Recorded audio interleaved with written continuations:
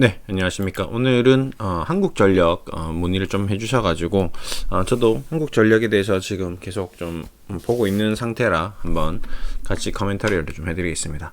한국전력과 같이 비교해서 한국통신, KT, 한국담배인상공사 이렇게 세 개를 좀 비교하면 조금 도움이 될 것 같아서 같이 얘기를 좀 드리겠습니다. 한국전력 같은 경우는 지금 현재 시가총액은 11조 정도 되고요. KT엔진은 12조대로 이제 올라왔습니다. 최근에 좀 반등을 해서요. KT가 9조 정도. 그럼 세 기업이 국영기업으로서 비슷한 흐름을 보이고 있는 거죠. 이제 대주주는 지금 한국전력 같은 경우는 한국산업은행이 지분을 가지고 있고요. 한국국민연금공단. 그다음에 KT엔진은 자사주 국민연금, 그다음에 퍼스트 이글 외국계 투자회사겠죠. 그 다음에 중소기업은행, KTNG 자사주. 중소기업은행과 자사주. 거의 국민연금당. 국가기관의 어떤 흐름이라고 보면 될 것 같습니다. 예, 그 다음에 KT는 국민연금공단. 현대차가 지분이 좀 많이 들어왔네요. 현대차가 아무래도 지금, 자율주행차 관련돼서, 이쪽과 KT와 협력해서, 이제 앞으로 이제 5G, 6G로 가면서, 자율주행을 하기 위해서는 반드시 통신의 수단이 가장 중요한 역할을 하기 때문에 포지션을 좀 구축해 놓은 것 같습니다. 어쨌든 기존은 가장 큰 포지션은 국가기관이 가지고 있다라고 좀 보시면 될 것 같습니다.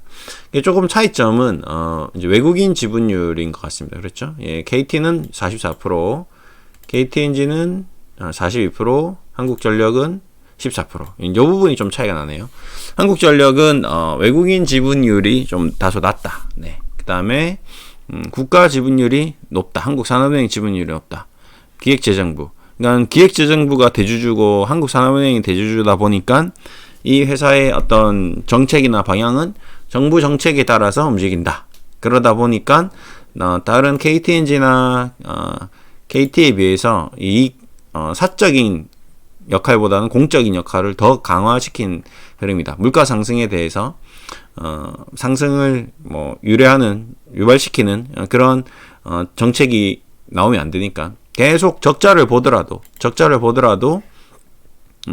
가져가는 그런 흐름인 것 같습니다. 근데 문제는 이제 그래서 적자 계속 보다가 성장 폐지 되더라도 어차피 국가기관이니까 의미가 없는 거죠. 대신에 개인 투자자들만 이제 곤형을 굉장히 고난스러운 길을 갈 수 있을 것 같습니다.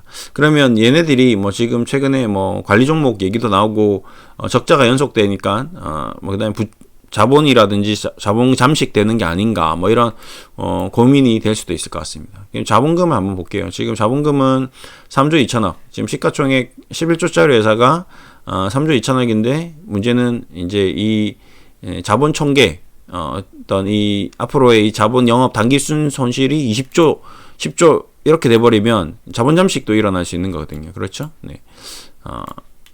지금 70조 대다가 60조, 65조, 43조, 32조, 30조.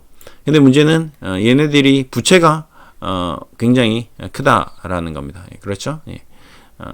부채가 170조, 네, 180조, 190조. 자, 그러면 이제 이를 보시면 100조에서 200조로 부채가 늘어나고 자본이 줄어들고 그렇게 되고 있습니다. 이제 여기서 진짜 20조, 10조 여기서 적자가 해서 흑자 턴어라운드 안 되면 이제 자본 잠식도 될 수 있는 거죠. 예. 그렇기 때문에 어쩔 수 없이 불가피하게 정부에서는 전기료를 올릴 수밖에 없는 그런 구조로 갈 것 같습니다. 예. 얘를 상장 폐지시킬 수는 없으니까요. 결국에는 이 기업도 어느 정도 시간이 지나면 정부도 계속 이렇게 방치할 수는 없지 않을까라는 생각이 듭니다. 차트로 보더라도 지금 2003년대가 지금 각 저가가 16,000원. 예. 그다음에 코로나 때 15,500원. 지금 17,900원. 거의 가격적으로는 바닥권에 근접해 있다라고 봐야 되겠죠. 예. 이 회사는 국가 기관이고 그 다음에 가격 정책을 근데 물가 상승이 지금 워낙 높기 때문에 정부에서도 지금 골머리일 겁니다. 예. 금리도 높이고 물가도 안정시켜야 되는데 기름값이 워낙 비싸다 보니까 어쩔 수 없는 적자 구조가 이어지는데 전기세도 높이기 힘들고, 예. 그렇다고 기업에다가 또 가중하기에는 기업도 힘들고, 가게에 가중하기에는 가게도 힘들고, 진퇴양난인 것 같습니다. 그러다 보니까 이 적자폭이 이렇게 역대급으로 20조, 10조대로 나올 수밖에 없는 구조적인 문제다라고 좀 보시면 될 것 같고요.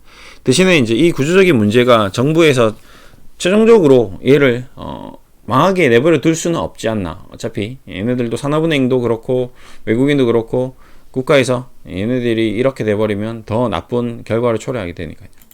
KTNG 같은 경우는 계속 꾸준히 1조 원 이상의 수익을, 영업이익을 시현하고 있습니다. 그렇죠? 네, 꾸준히 시가총액 11조짜리 회사고요. KT도 시가총액 9조인데 영업이익을 1조에서 이제 2조대로, 그 다음에 당기순이익을 5천억에서 1조 3천억대까지 이제 통신비를 좀 줄이려고 시도를 할 수 있겠네요. 통신 업체들이 생각보다 순이익이 크니까 국가기관에서 뭐 하는 거냐, 이제 또 통신비 가계 물가 상승을 좀 잡기 위해서 통신비를 좀 잡고 전기세를 좀 올리는 뭐 이런 식으로 어느 정도 키 맞추기를 하면 한국전력도 턴어라운드 할 수 있지 않을까. 국민연금공단, 현대자동차, 신한은행인가요? 죄송합니다. 신한은행, 자사주, KT. 아무래도 정부 입김이 들어가기에는 국민연금공단 외에는 뭐 특별히 없는 거거든요. 그렇죠? 예, 국민연금공단. 딱 산업은행이 아니고 신한은행이라는 점이 안타깝습니다. 그렇죠? 예, 현대자동차. 예, 뭐 이런 부분. 주식이라는 게 참 오묘한 것 같습니다. 이런 부분만 보더라도, 네. 중소기업은행, 네. KTNG. 그래서 비록 지금 한국전력이 적자를 계속 시현하고 있지만 이 또한 제가 봤을 때는 충분히 정부에서 정책적으로 변화를 줄 수 있다. 좀 물가 상승을 좀 감안해서 통신비를 좀 낮추고 통신비 압박을 가하겠죠. 뭐 법적으로 강제적으로 막 이렇게 낮출 수는 없겠죠. 그리고 한국전력 같은 경우는 우리는 좀 힘들지만 그래도 기업이 이렇게까지 적자가 크다면 어쩔 수 없이 올린다. 뭐 이런 식으로 코멘터리를 하면서 조금 올리지 않겠는가. 뭐 이렇게 좀 보고 있습니다. 리포트도 보시면 요금을 올려도 적자. 네. 루출할. 하나금융투자 유재선 애널리스트 등 하나금융투자의 직전 매매에 큰 변화 없이 그대로 유지한다. 그러니까 지금 뭐 이 기업은 뭐 이익의 변화 보시면 2분기 실적 시장 기대치를 하회할 전망, 환율 약세, 또 환율 또 문제가 있죠. 원자재 가격. 그러니까 이 지금 문제가 너무 이 뭐 정부에서 이렇게 바꾸려고 해도 바꿔지지 않는 그런 국면인 것 같습니다. 대신에 이제 투자자 측면에서는 이 기업이 개인 투자자는 시간이 오래 걸리고 변동성이 작기 때문에 뭐 장기적으로 볼 수밖에 없는 그런 종목일 것 같습니다. 한 번씩 정부에서 전기세 올릴 때마다 이제 주가가 출렁출렁하기 때문에 정부 정책을 잘 파악하고 가는 게 그거밖에는 뭐 답이 없는 것 같습니다. 네. 수급 쪽으로도 외국인 기관들 순매도가 좀 이어지고 있고요. 공매도가 좀 나오나요? 공매도는 그렇게 많이는 안 나오네요. 그러니까 어느 정도 여기서 뭐 폭락하는 앞으로 뭐 15,000원, 만원 막 이렇게 만들기 위해서 지금 19,000, 18,000에다 미친 듯이 외국인들이 공매도를 때리지 않는 이유도 이제 그런 맥락인 것 같습니다. 그러니까 어느 정도 가격적인 이 회사에 가진 자산, 예, 이걸 봐야 되겠죠. 적자폭이 커지긴 하지만 전체적으로 그래도 고정 자산 자체가 규모가 크기 때문에 그런 거는 좀 염두에 두고 보셔야 될 것 같습니다. 부채 부담도 좀 될 수 있겠네요. 그렇죠? 금리가 계속 올라가니까 부채 부담도 좀 될 수 있고, 일단은 긍정적인 요소가 매우 부족한 거는 어쩔 수 없는 사실인 것 같습니다. 그러다 보니 주가가 지금 계속 빠진 것 같고요. 그러니까 빨리 정부 정책이 나오기만을 기다려야 될 것 같습니다. 지금 몇 년째 조정인가요? 네. 최고점 2016년 17, 18, 19, 20, 21, 22 6년째 연속 조정을 받고 있네요. KTNG KTNG도 비슷한 흐름이긴 하나 폭이 좀 작고요. KT도 숱한 뭐 거의 몇 년이죠? 2003년부터 뭐 2003년이라 하기도 그럴 게 KTNG는 죄송합니다. KT는 이때 IMF 이후로 계속 조정이니까요. 그렇죠? 20년째 조정입니다. 그렇죠? 그러니까 이런 기업들은 다소 좀 부담스러울 수가 있습니다. 예. 장기적으로 보더라도 국가기관이기 때문에 뭐 주가 변동성보다는 그냥 안정성에 초점을 맞춰야 되고요. 대신에 배당을 안 주니까 지금은 그 배당에 대한 아쉬움이 좀 있죠.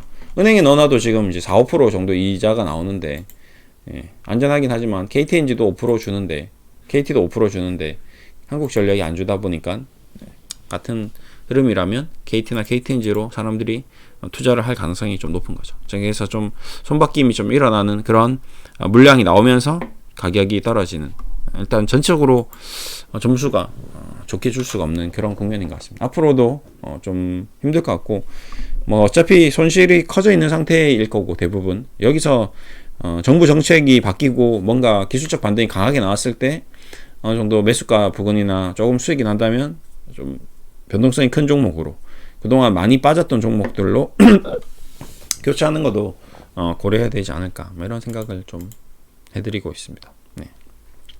그게 뭐 지금 제가 할 수 있는 최선이네요. 지금 그 이상은 뭐 어떻게 얘기 드릴 수가 없을 정도로 많이 힘든 상황인 것 같습니다. 어쨌든 주가는 굉장히 바닥권에 있다. 네, 이렇게 얘기 드리면서 마무리하겠습니다. 감사합니다.